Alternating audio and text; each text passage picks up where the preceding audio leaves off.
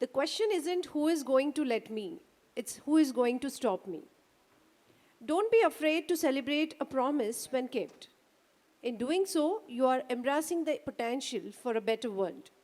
Those that are most slow in making a promise are the most faithful in the promises of it. Here, our kids are going to perform drama, Rajkumari Ki Shadi. Let us visit the kingdom of King Vidyasagar and see whether he keeps his promise or breaks it. Dear parents, also be ready to sing and dance along with our cute and playful bunny rabbits.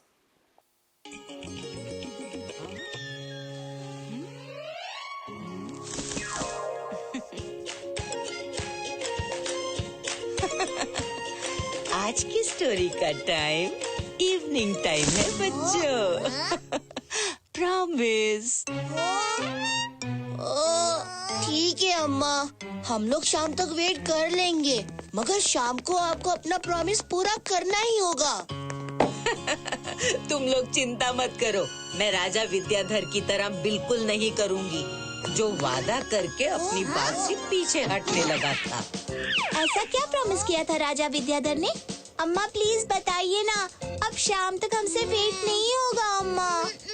अच्छा ठीक है। It's story time with Sudha अम्मा।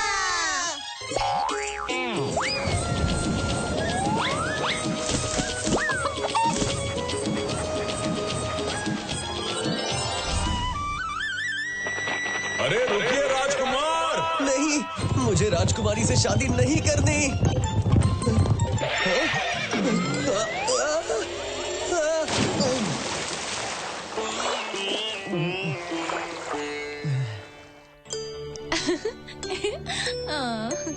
अगर ऐसे ही सारे राजकुमार भागने लगे तो मैं अपना राजपाट छोड़कर कहीं और चला जाऊंगा।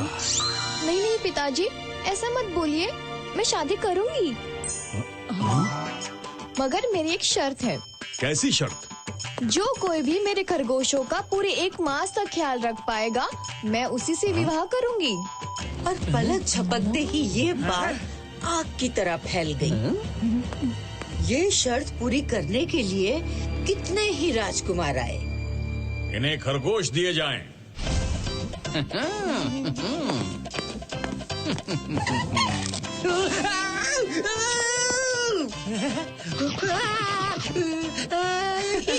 उन खरगोशों ने ऐसा कमाल किया कि सारे राजकुमार खरगोशों को वापस छोड़ के चले गए।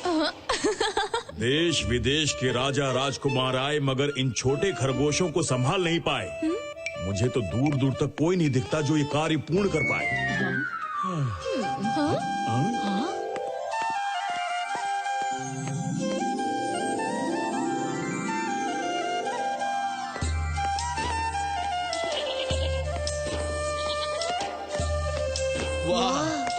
अति सुंदर।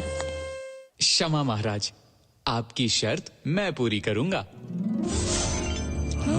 एक मामूली चरवाहा? नहीं, अगर इसने शर्त पूरी कर दी तो क्या मेरी बच्ची अपना पूरा जीवन इसके साथ बिताएगी? घोषणा के अनुसार फिलहाल हमें खरगोशों को इसे सौंपना ही होगा।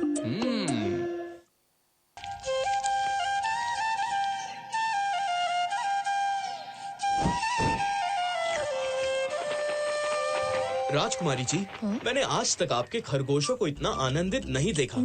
उस चरवाहे की बांसुरी की धुन में जरूर कुछ तो चमत्कारी है। अच्छा, ये तो बड़ी अनोखी बात है। सेनापति की बात से प्रभावित होकर चुपके राजकुमारी तारा खुद से ये सब देखने के लिए पहुंच गई। वहाँ अपने खरगोशों को इतना खुश देखकर उसे विश्वास ही नहीं हुआ।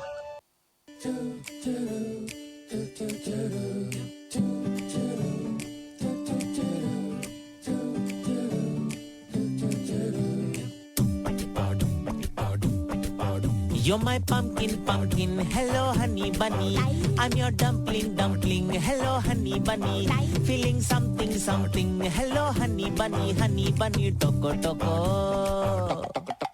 You're my pumpkin, pumpkin. Hello, honey bunny. I'm your dumpling, dumpling. Hello, honey bunny. Feeling something, something. Hello, honey bunny, toco, toco.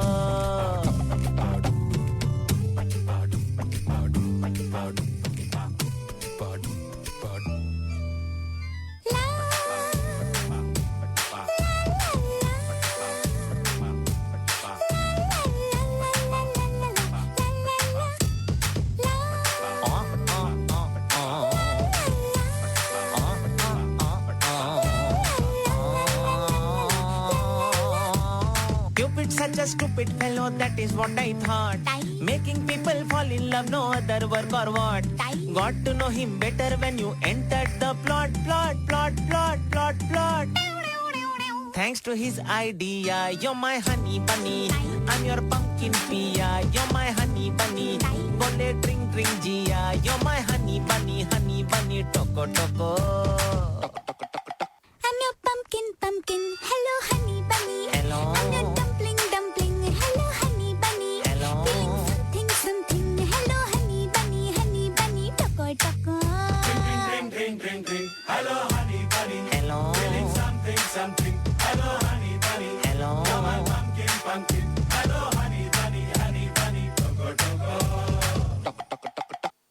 और इसके बाद वो रोज मिलने लगते हैं, जिसकी खबर लगते ही महाराज गुस्से से आग बबूला हो जाते हैं और कीर्ति शर्त पूरी ना कर पाए इसकी योजना बनाते हैं।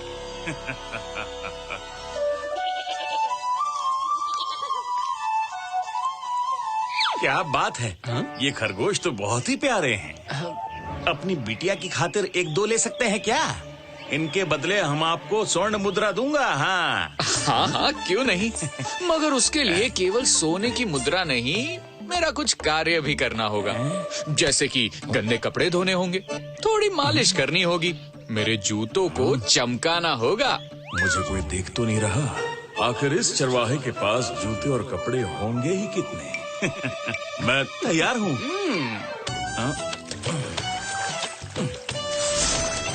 हे प्रभु, इतना सारा काम। अरे पूरे गांव भर का काम करवा लिया, अब तो खरगोश दे ही दो। हाँ हाँ, ले लो। मिल गया। महाराज, कहाँ है खरगोश? ये रहा। वाह महाराज, आप एक खरगोश नहीं, मेरी समस्या का हल ले आए।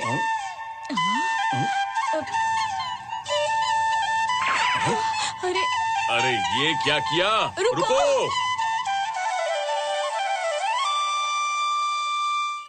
तुम तो बड़े ही खास हो। महाराज खुद तुम्हें महल की सैर जो करवाने ले गए थे। अब खरगोश लाने की बारी महारानी केतकी की थी। अरे वाह, कितनी अच्छी बंसी बजाते हो। और ये खरगोश कितने प्यारे हैं। मन करता है इन्हें अपने संग ले जाऊं। इनमें से एक मुझे मिल सकता है क्या?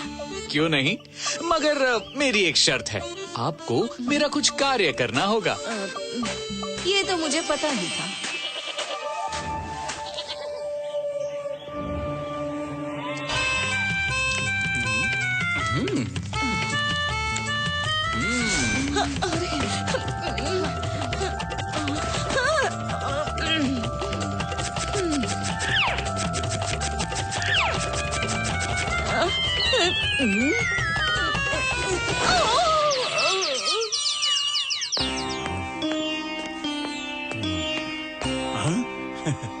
इस कक्ष के खिड़की दरवाजे बंद कर दीजिए। जल्दी कीजिए।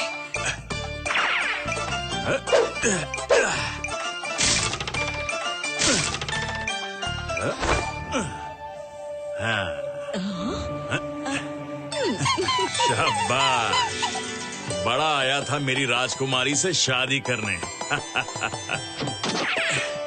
सुनो, जश्न की तैयारी करो।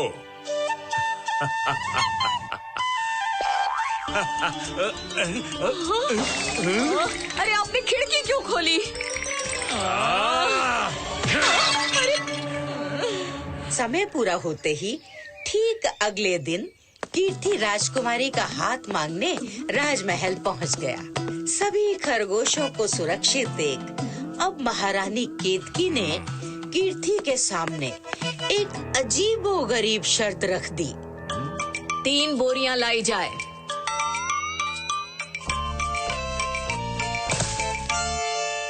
इन्हें तुम्हें किसी वस्तु से नहीं बल्कि इन्हें अपने शब्दों से भरना होगा। क्या तुम कर पाओगे? हाँ, आपकी आज्ञा हो तो कोशिश कर सकता हूँ। अवश्य।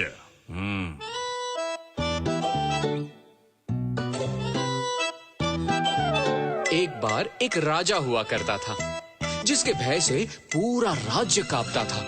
एक बार एक मामूली चरवाहे ने उससे अपने कपड़े धुलवाए, अपने गंदे पैरों पर मालिश करवाई, जूते चमकवाए। इसे तो सब पता है। उस राजा का नाम था। बंद करो। भर गई। बोरी भर गई है। बोरी भर चुकी है। मगर और 2 बोरियां तो बाकी है महाराज। एक बार एक बहुत ही खूबसूरत महारानी रहा करती थी, मगर एक दिन उसने एक मामूली चरवाहे की बात मानते हुए उसके फटे कपड़ों की सिलाई की, उसके भेड़ों के बाल काटे। उस महारानी का नाम था। बंद करो, बंद करो। बस बस।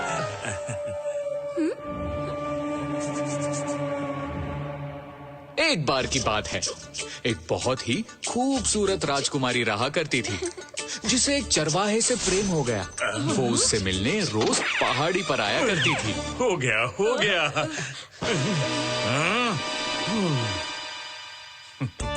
शाबाश, तुम इस परीक्षा में भी उत्तीर्ण हुए।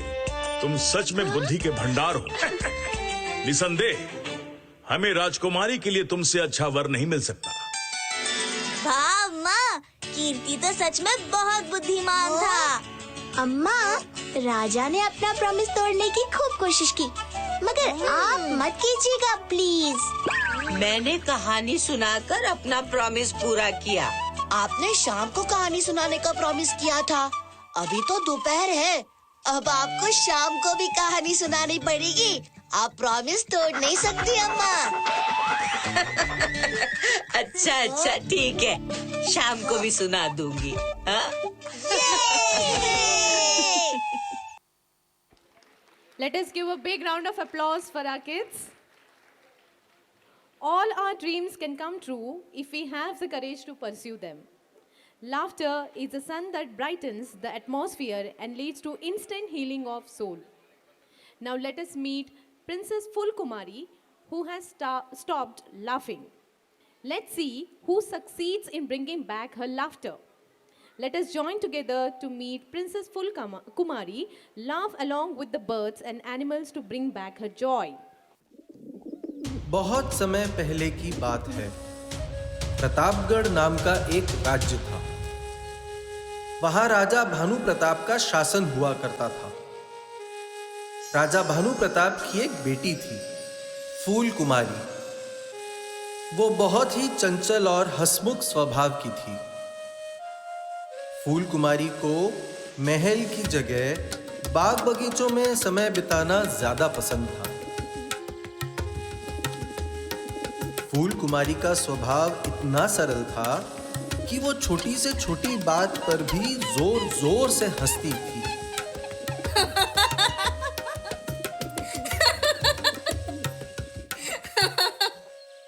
एक बार राजा, रानी और फूल कुमारी बाग में टहल रहे थे।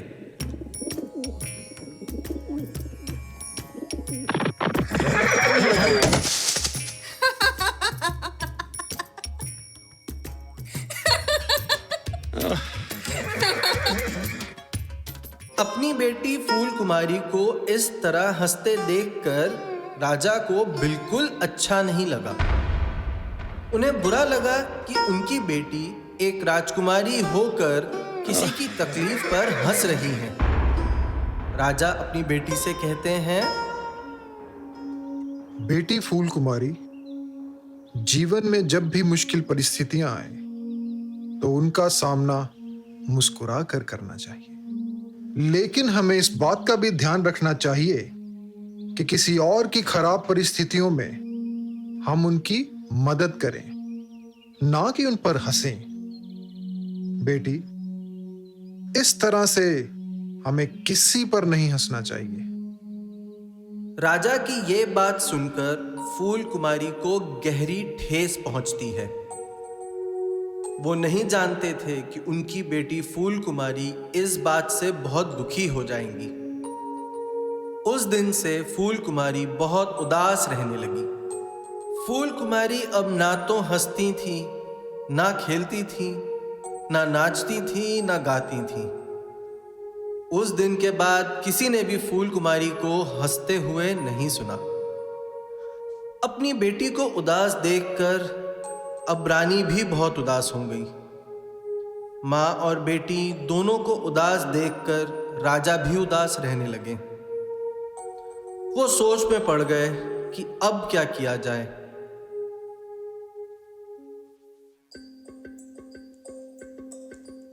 अब महाराज। क्या बात है मंत्री? महाराज, राजमहल के बाग के सभी पेड़ पौधे और फूल मुरझाने लगे हैं। प्रणाम महाराज। कहो सैनिक, क्या बात है? महाराज, चिड़ियों ने चहचहाना बंद कर दिया है। ऐसा लग रहा है सभी पंछी उदास हो गए हैं। क्या? महाराज की जय हो। अब तुम क्या समाचार लाए हो सैनिक? समाचार अच्छे नहीं है महाराज। राज्य के सभी बच्चे अचानक उदास हो गए हैं। ना कोई खेल रहा है, ना कोई बात कर रहा है। क्या? हाँ महाराज, बच्चों के माँ बाप उनकी खिलखिलाहट, उनका शोर और उनकी हंसी सुनने के लिए तरस रहे हैं। महाराज समझ जाते हैं कि फूल कुमारी की उदासी का प्रभाव पूरे वातावरण, पूरे राज्य पर पड़ रहा है। अपनी बेटी को मनाने के लिए राजा और रानी दोनों उसके पास जाते हैं। बेटी फूल कुमारी, तुम कितने दिनों से बगीचे में नहीं गई। फूल, पौधे, तितलियां सब तुम्हें बहुत याद करते हैं। चलो हमारे साथ बगीचे में चलो बेटी। फूल कुमारी की इस उदासी को दूर करने के लिए राजा एक ऐलान करते हैं। सुनो सुनो सुनो, महाराज ने ये ऐलान किया है, जो भी उनकी बेटी राजकुमारी फूल कुमारी को हंसाएगा उसे उचित पुरस्कार दिया जाएगा। बहुत लोग आए, सबने कोशिश की, लेकिन फूल कुमारी को कोई नहीं हंसा पाया। राजा इस बात से काफी निराश हो जाते हैं। फिर एक दिन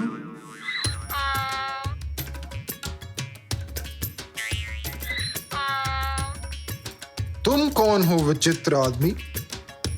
मैं तो एक साधारण सा कलाकार हूँ महाराज। अगर आप आज्ञा दे तो मैं कुछ प्रस्तुत करना चाहता हूँ। आज्ञा है।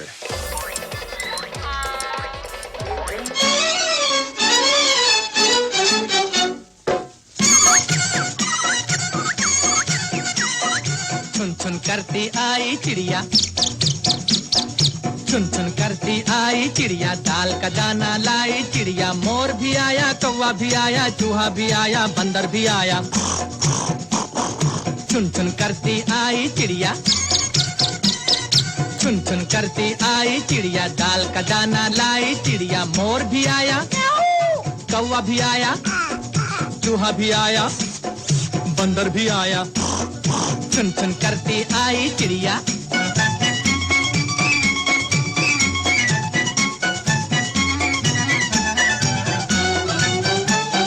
भूख लगी तो चिड़िया रानी मूंग की दाल पकाएगी। अरे भूख लगी तो चिड़िया रानी मूंग की दाल पकाएगी। दाल पकाएगी, दाल पकाएगी। कौवा रोटी लाएगा, लाके तुझे खिलाएगा। मोर भी आया, कौवा भी आया, चूहा भी आया, बंदर भी आया। चुन चुन करती आई चिड़िया।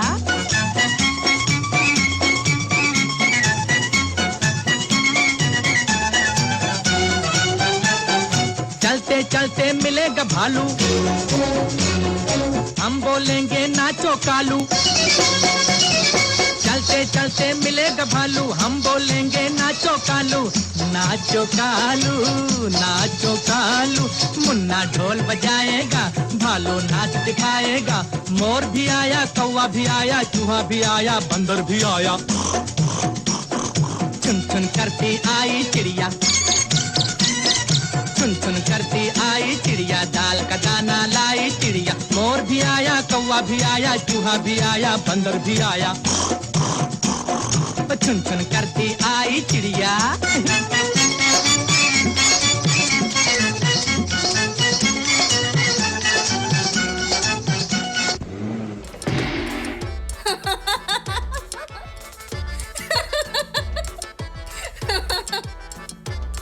अपनी बेटी को हंसता देख राजा और रानी का चेहरा खिल गया।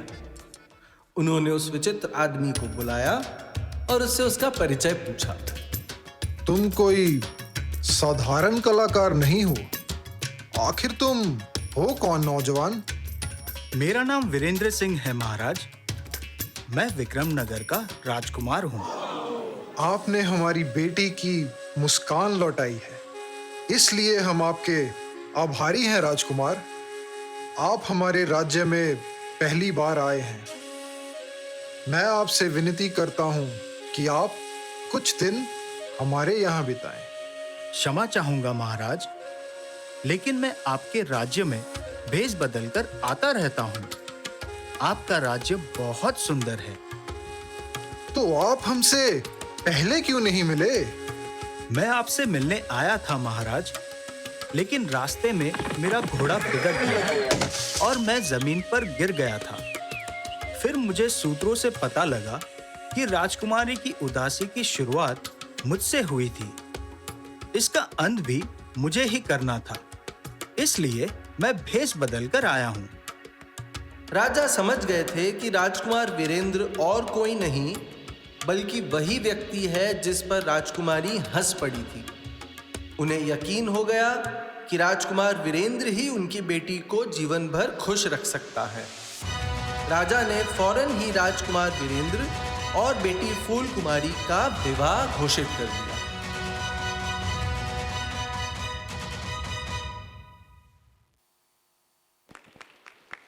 That was a flawless performance.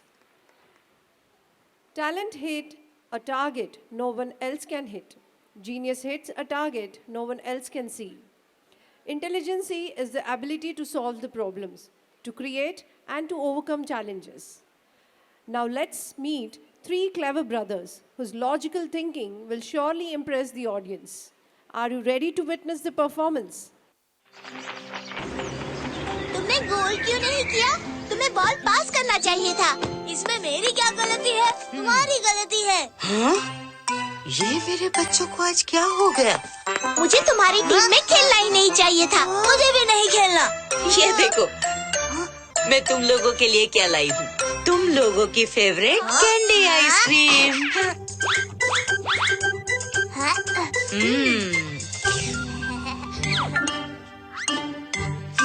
अब बताओ कि आखिर मेरे बच्चे लड़ किस बात पे रहे थे? मैं बताती हूँ अम्मा। चीरू ने खुद का गोल करने के चक्कर में बॉल हमें पास ही नहीं किया, जिसके कारण ना ही चीरू ने गोल किया और ना ही मैंने, और दूसरी टीम बाजी मार गई। नहीं अम्मा। ओहो, अब किसी को कुछ कहने की कोई जरूरत नहीं है। एक वो तीन थे जो एक साथ मिलकर बड़े से बड़ा काम कर लेते थे, और तुम लोग मिलजुल कर एक गोल नहीं कर सके। अरे पहले मुझे बैठने तो दो। हाँ, तो अम्मा आप किन तीन लोगों की बात कर रही थी? मैं उनकी बात कर रही थी जिनकी तिकड़ी बड़ी ही खास थी। मेरी धोती कहाँ है? पाई पाई जोड़ के यहीं पे तो सुखाने के लिए रखी थी। हाँ?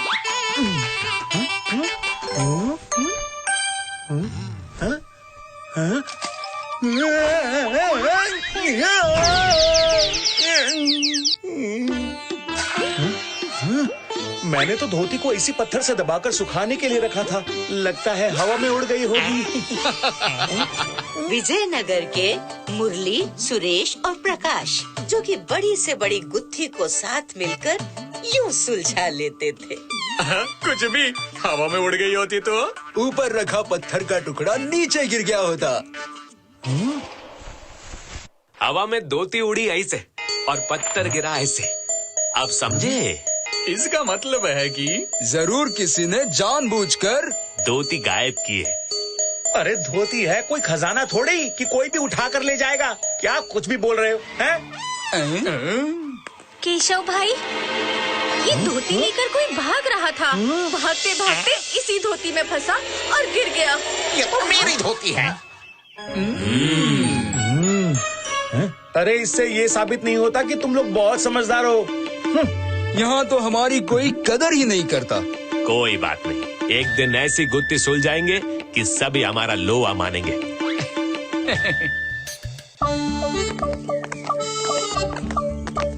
ये कैसा निशान है?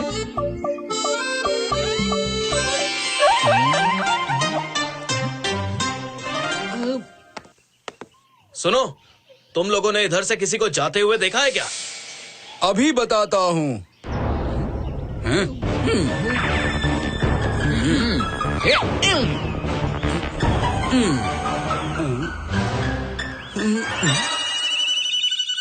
ये क्या तमाशा लगा रखा है तुम लोगों ने? मेरा समय नष्ट करने की सजा जानते भी हो? सेनापति जी, कुछ पता चला? हाँ, इन निशानों को देखकर तो लगता है कि अभी अभी यहाँ से एक बड़ा सा ऊंट निकला है, जिसकी केवल एक आंख थी। उस ऊंट के ऊपर एक बच्चा और एक औरत बैठी थी। सेनापति जी, इन्हें कैसे पता कि एक औरत और बच्चा ऊंट के साथ गए हैं? कहीं इन्हीं लोगों के साथियों ने मेरे बीवी बच्चों का अपहरण तो नहीं कर लिया?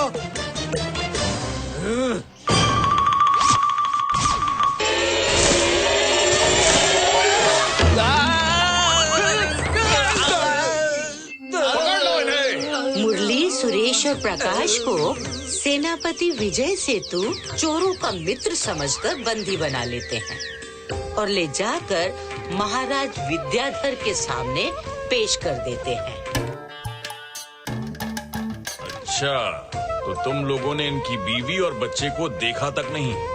नहीं महाराज, सेनापति जी को जो भी बताया वो हवा की खुशबू से, धरती के कंपन से और पार की नजर से देखकर बताया। अच्छा, तो तुम इतने चतुर और चालाक हो? जी, हम तो बस कोशिश करते रहते हैं महाराज। महाराज, ये तो बड़ी ही आश्चर्यजनक बात है। आपकी आज्ञा हो तो क्यों ना आप सबके सामने इन तीनों की एक परीक्षा हो जाए? अवश्य, अनुमति है। धन्यवाद महाराज। तो हमारे सैनिक तुम्हारे सामने एक बड़ी सी बंद पेटी लेकर आएंगे। बिना उस पेटी को खोले तुम तीनों को ये बताना होगा कि उस पेटी के अंदर क्या रखा है। कोई ऐसे कैसे बता सकता है? लगता है ये अपनी बातों में खुद ही फंसेंगे। खामोश, कहो मंजूर है? मंजूर है। दक्षिण द्वार पर जो सिपाही खड़े हैं उनको बोलो कि वो तुरंत बक्सा लेकर यहाँ आए।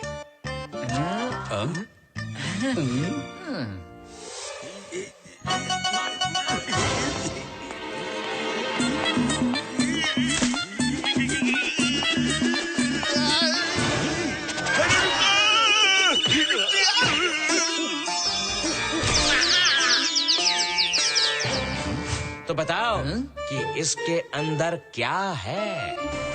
इसके अंदर कोई गोल्ड वस्तु है, और वो गोल्ड वस्तु अनार है। अनार? ये क्या बोल रहे हैं? महाराज, पेटी के अंदर अनारी है और वो भी कच्चा। महाराज, ये कैसे संभव है? क्या बात है सरंगा? क्या इस पेटी के अंदर सच में कच्चे अनार हैं? जी महाराज। मैं नहीं मानता। इस पेटी को तुरंत खोला जाए।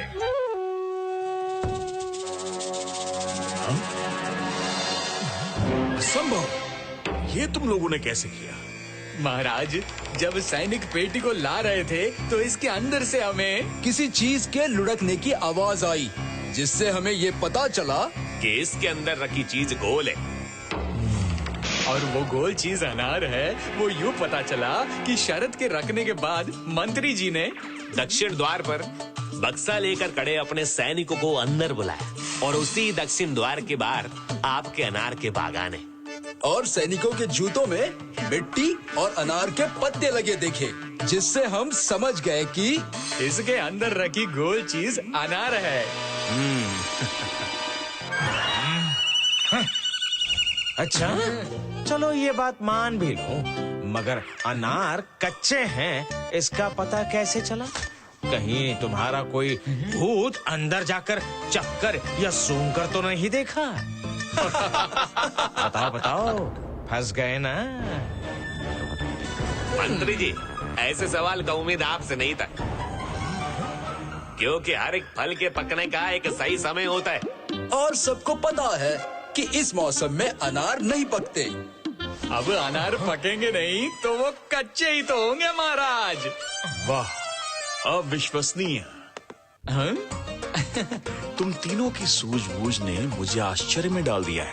क्षमा महाराज, मगर इससे ये साबित नहीं होता कि ये चोर नहीं है, क्योंकि बिना देखे इन्हें पता कैसे चला कि इनकी बीवी और बच्चे इसी रास्ते से गए हैं, और वो भी ऊंट पर बैठकर। महाराज, वहाँ की मिट्टी पर ऊंट के पैरों के निशान देखकर कोई बच्चा भी समझ जाएगा कि वो ऊंट के पैरों के निशान हैं।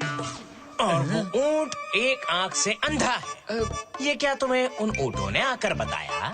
बिल्कुल नहीं, क्योंकि उस रास्ते पर ऊंट ने केवल एक ही तरफ की घास चरी थी, जबकि दूसरी तरफ ज्यादा हरी भरी घास थी। अब आप पूछेंगे कि औरत और बच्चे उसी ऊंट पर गए हैं, ये कैसे पता चला? वो हुआ यूं कि औरत और उसके बच्चे के पैरों के निशान कुछ देर तक ऊंट के पैरों के निशान के साथ थे, परंतु ऊंट के बैठने के निशान के बाद वो बच्चों के निशान गायब हो गए थे। इससे समझ आता है कि वो ऊंट पर बैठकर गए होंगे। इनका कहना सही है महाराज, इनकी पत्नी और बच्चा दोनों ऊंट की सवारी करते हुए सही सलामत अपने घर पहुंच चुके हैं। क्या? मुझे आज्ञा दे महाराज, मुझे माफ कर देना, मैंने आप पर गलत आरोप लगाए। अब मैं चलता हूँ। शाबाश, तुम तीनों तो कमाल के हो, और कमाल के लोगों का स्थान तो हमारे हृदय में हमेशा रहेगा। क्यों मंत्री जी? जी महाराज।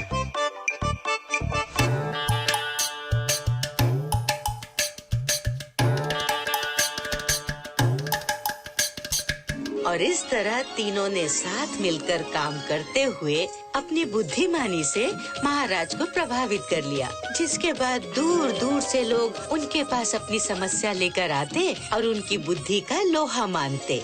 समझ गए अम्मा, अगर वो लोग साथ मिलकर काम कर सकते हैं तो हम क्यों नहीं? अगले गेम में मैं बॉल पास भी करूँगा और उन्हें हम 1 नहीं 2 नहीं 3 गोल से उन्हें हराएंगे। 3 क्यों? हमारी प्यारी अम्मा की आशीर्वाद का भी तो एक एक्स्ट्रा गोल करना है ना, तो हम 4 गोल से हराएंगे। देख ताली।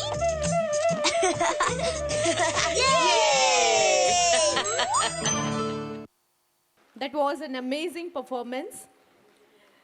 Life is beautiful. Live energy. With every moment, discover yourself and be happy. Now it's time to visit Vidyadhar's kingdom and dance along with the peacocks in order to celebrate birth of his daughter Chitralekha. Chitralekha's love for beautiful and expensive dresses had put the whole kingdom in the critical crisis. Let's witness the story of Chitralekha.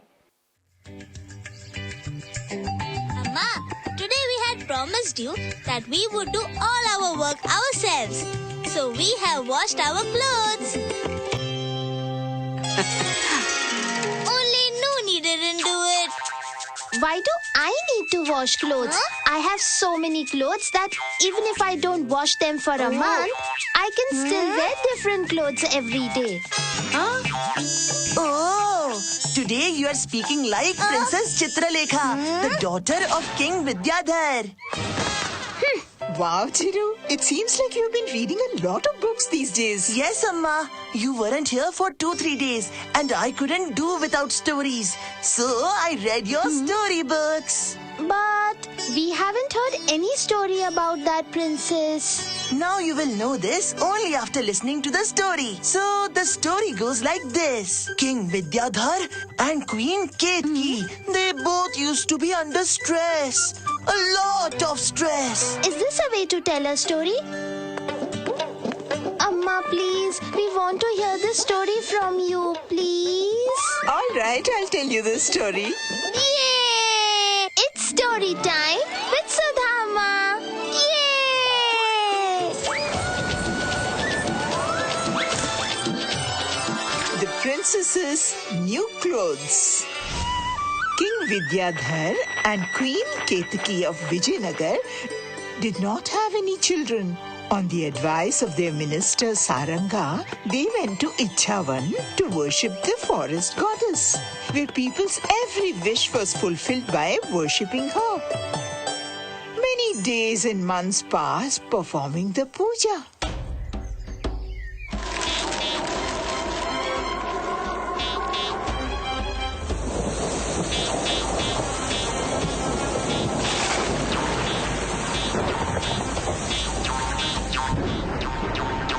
Ultimately, the forest goddess was pleased by their prayers. I have understood your problem, my child. In a few months from today, a beautiful princess will be born in your palace. However, there will be one flaw in her. Flaw? What kind of flaw? She will have a strong liking for wearing new clothes every day. And this habit of hers may bring a great crisis in your life.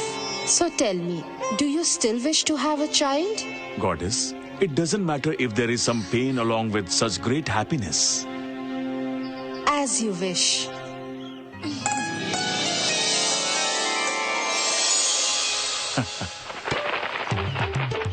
As with the blessings of the goddess, a princess was born in the royal palace just a few days later.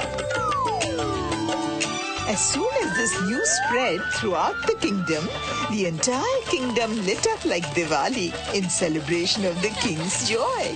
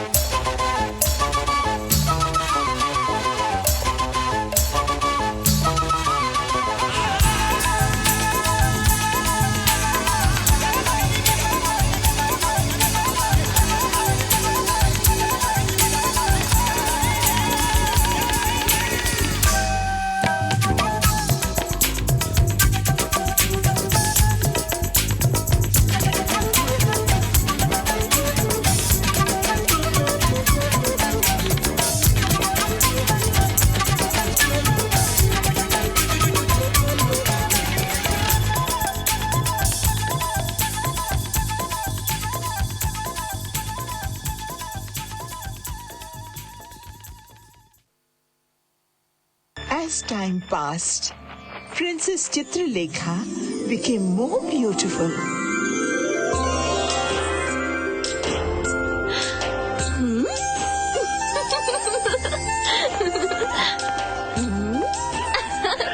You must be feeling tired from keeping it on your head all day. Let me wear it for a while. As you wish, princess. It looks so beautiful. What are you doing? Colors are not meant to be kept like this, but to be spread and enjoyed.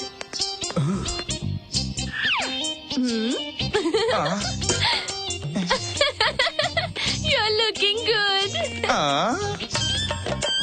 Where is my special attire for today? Here it is, princess. Huh? Huh? What is this? Will Princess Chitralekha wear such ordinary clothes? Even after my instructions, you haven't added any diamonds to it. And where is the work of golden flowers on it? Pardon me, princess, but when I went to the minister, I couldn't get the necessary things. For the time being, please choose and wear one of these clothes. Once Princess Chitralekha wears a dress, she does not even touch it again. And you are talking about re-wearing these? The prince's collection of jeweled clothes kept growing, and the treasury kept emptying. As Chitralekha grew up, the goddess's warning to the king seemed to be coming true. Is the treasury empty? With your presence in the palace along with so many soldiers, such a major theft occurred and no one knew. The thief should be arrested as soon as possible. Forgive me, my king, forgive me. But this is not any kind of thief's work. The entire treasury has been exhausted in making the princess's clothes. What did you say? Making clothes? Yes, my king. This is a time of critical crisis for our kingdom. I tried to inform you, but every time you refused to listen, saying that whatever the princess wants should be given to her. So what should I do? So what did he say wrong in this? Calm down, princess. Don't talk like that. Don't forget that I have to take care of the entire people of the kingdom along with you. The entire kingdom was immersed in worry. Seeing the severity of the situation, the king comes up with a solution. The king went to the forest with his daughter to seek help from the goddess. Oh, goddess, please help. I have come here to seek your help. Have mercy on me, goddess.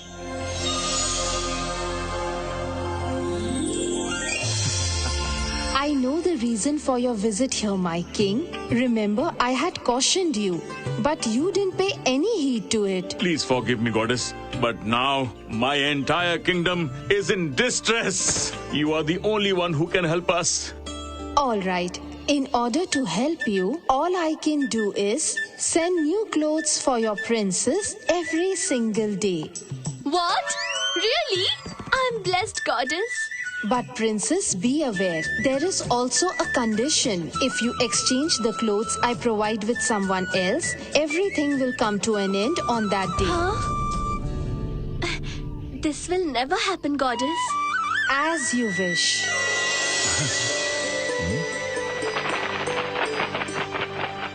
From the very next day, new clothes used to appear for the princess every day, and she felt quite happy while wearing them. The days, months, and seasons changed. But what didn't change was the princess's restless mind. After enjoying for some days, the princess began to get bored of wearing the goddess's clothes. And with time, she even forgot her promise to the goddess.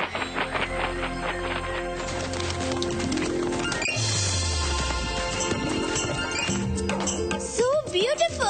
I know I'm beautiful. Who is this beautiful girl? Huh? whoever she might be. But no one can be more beautiful than the princess. But who cares? Well, the princess is indeed beautiful. She has precious clothes and jewelry, but she still looks so lovely even in these ordinary clothes.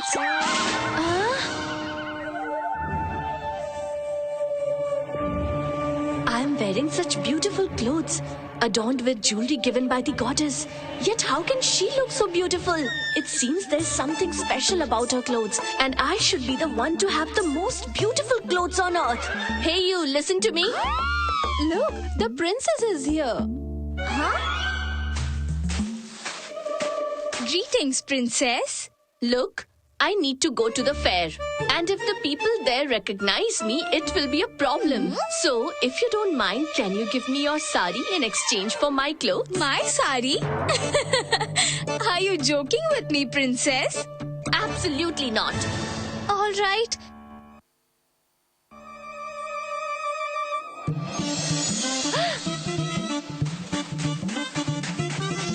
Huh? What's this?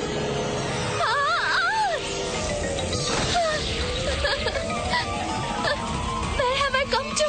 Huh? Even after my warning, you have exchanged the clothes I gave you with someone else, and you have dared to disobey my command. For this, you will surely be punished.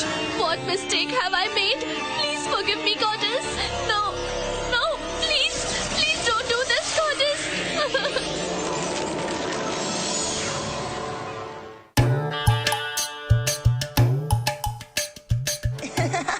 So did our dear Chitralekha understand? Hey, where did Noonie go? I am here. Now, where are you going, Noonie? I am going to keep my promise. Even though I have plenty of clothes, a promise is a promise, isn't it?